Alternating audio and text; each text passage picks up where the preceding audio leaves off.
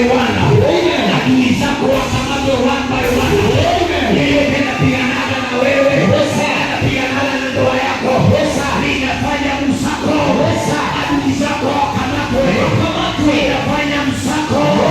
Adui zako wakamatwe. Uko kwenye mshago, adui zako wanakamatwa. Adui zako wanakamatwa.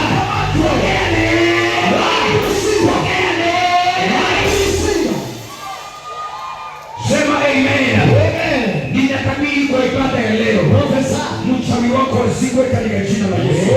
Mchawi wako akufe katika jina la Yesu. Anayepigana na nyota yako leo, nyota yako iwake. Mchawi wako akufe katika jina la Yesu. Yeyote anapiganaga na nyumba yako, ninatangaza afirishike leo. Afirishike leo. Afirishike leo. Aliyeharibu ndoa yako, nisikize hapa.